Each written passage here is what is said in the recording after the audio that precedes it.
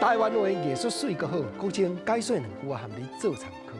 解说，解文说理。好评咱过来摇味菜，甲安尼喙动喙安尼讲，唔免写。听好出题目，互你摇汉字，到则到。较早老爸咧想味菜真正到，这条你参考来。讲千里不行千，人里徛两边。草鱼20尾，无油干那煎。朋友，这有三观两义的咧哦。过去咱解文说理，我那捌招你探讨过另外一条味菜，讲九环六徛直。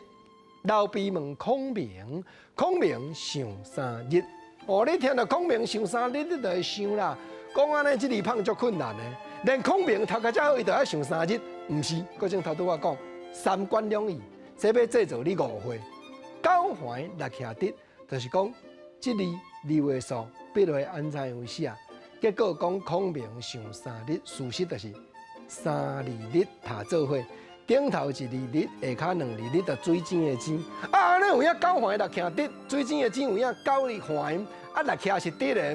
哦，真正真够偏。这条千里不行千这条，原来三观两义，原来要暗示伫题目特别制造你有一个体会。千里不行千，人里徛两边才较简单。那千甲人2字塔做伙，啊，到和平的和无迄个口，吼，那这个和汉文咧讲就是丢啊，就讲做和嘛，对唔？啊，草鱼就20尾，啊，要安怎写？无要紧啊，咱就20甲写起来啊。倒手边写一个十，正手边写一个十，安尼就20啊。过来，头拄啊咧讲千里塔人里，迄个和写伫咧下底，写正手边，啊，倒手边才甲塔迄个鱼，草鱼的鱼啊，安尼就草鱼20尾。千里不行千，人里徛两边拢总有啊，排做伙。国情啊，讲来到这，你嘛知啊。顶头啦，草仔头闪湿，倒手边一个鱼，下底正手边一个河，表明汉文丢啊迄个河，安尼就人的字成的疏嘛。免想遮久啦，人题目就甲咱表明啊，讲草鱼20尾，无油干那煎，无油干那煎，定着一定疏的嘛。所以。